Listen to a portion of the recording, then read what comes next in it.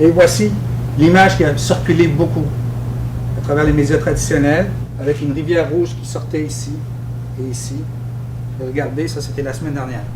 Tata Steele a fait le point aujourd'hui pour répondre aux critiques formulées à son endroit sur sa gestion des eaux rouges et sur la présence d'un dépotoir à Shefferville.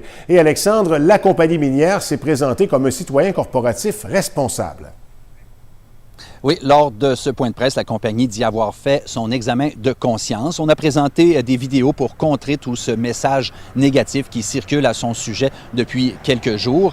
Le porte-parole de la compagnie nous a expliqué que la présence d'eau rouge autour du site s'explique par le débordement d'un bassin de sédimentation dû à la crue des eaux printanières. On a décrit ça comme un événement plutôt exceptionnel. On a expliqué que la minière doit gérer un contexte réglementaire très complexe, étant à la frontière du Québec et du Labrador, et on assure que les activités minières ne menacent pas la faune, la flore, ni les activités humaines. On va écouter le porte-parole, mais d'abord le chef Chani Ambroise, le chef de la communauté de Mattimécoche-Lac-John, qui n'est pas rassuré. Tata Steele ose se défendre devant les médias que tout va bien ou c'est justifié.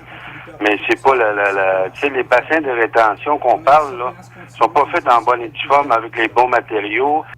Le lieu est préservé. Les gens sont allés à la chasse à l'auteur il y a 2 semaines et ont pacifiquement pu profiter du territoire. Et dans 2 semaines, quand on va y retourner, est-ce qu'il pourrait y avoir d'autres écoulements d'eau rouge? C'est possible, ça? Je pense que la fonte des neiges est pas mal passée à Shefferville. Alors, c'est des choses qu'on essaie le plus possible de régler, de gérer nos eaux. Mais évidemment, à Shefferville, il y a une vingtaine de sites miniers comme ça.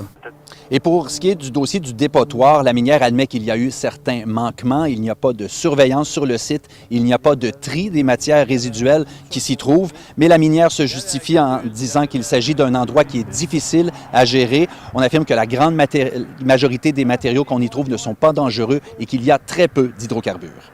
C'était peut-être un 5-10 litres. Je veux pas négliger le fait qu'il y en a un, mais je veux juste dire que c'était pas quelque chose d'énorme. On est déjà en train de le nettoyer. La gestion du dépotoir et la gestion des déchets, c'est quelque chose sur lequel c'est un défi pour nous. Devant la controverse, Tata Steele affirme qu'elle n'a jamais songé à cesser ses activités, mais son porte-parole affirme que d'autres compagnies minières auraient peut-être réfléchi à cette question dans de pareilles circonstances. Merci beaucoup, Alexandre.